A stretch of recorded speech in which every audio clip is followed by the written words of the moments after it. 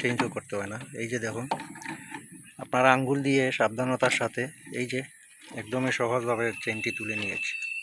তো এই যে দেখুন, আমরা এই বুশটি এখন এখানে তুলব। এটা রিলিজ ক্যাম বুশ বলা হয় এটাকে। এখানে আপনারা পুরাতন বুশ দিয়ে তুলতে পারবেন। পুরাতন বুশ দিয়ে তুললে আপনার এই বুশটি ভাঙার সম্ভাবনা কম থাকবে, আপনার কখনোই ভাঙবে না। এই যে আমরা তুলে নিয়েছি, বেশ একদম ভিতরে পারফেক্টলি ভাবে চলে গেছে।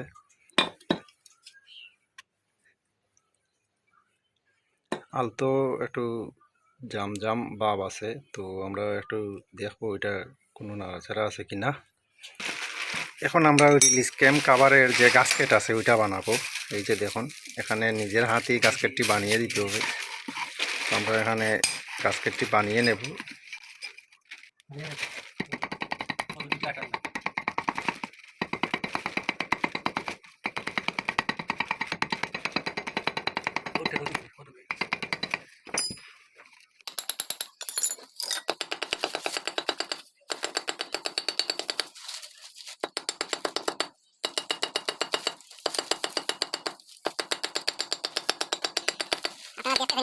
কিভাবে একটি গাস্কেট বানাতে হয়।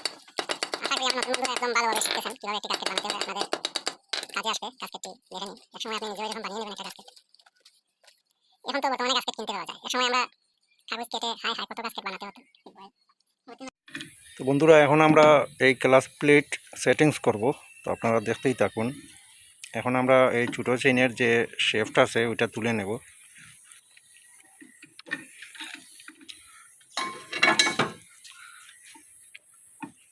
তো ওই যে দেখুন কীভাবে তুলতে হয়। অনেকেই মানে ভাবেন যে এই চেইনের এই শেফট তুলতে হলে আপনার এই বডি চেঞ্জ করতে হয়, আসলে এই বডি খুলতে হয় না। আমরা এখন এই কাভারটি তুলে নেব। এই যে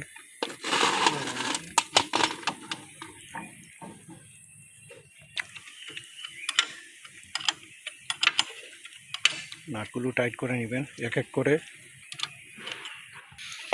এখন আমরা যে আপনার 76 যে কাভার আছে এটা লাগিয়ে নেব, রিলিজ ক্যাম কাভার।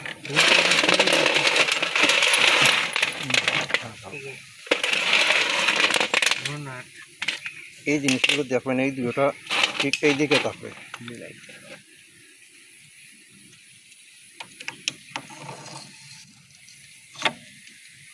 ওরা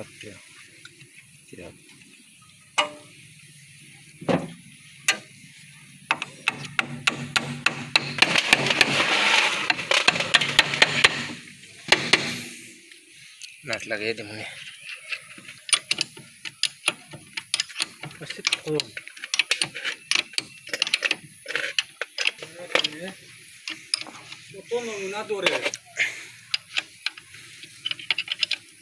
হিসাব নাই,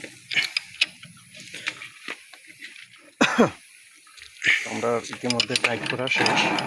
গাড়ি তো নাটাই মনে হয় কিছু ফালটানি লাগবে। হ্যাঁ, নাটোর ডেট গেছে কি সব সকলটা ডেট গেছে। হাউ বুন্দালে না তুমি হাউ চলো চলো।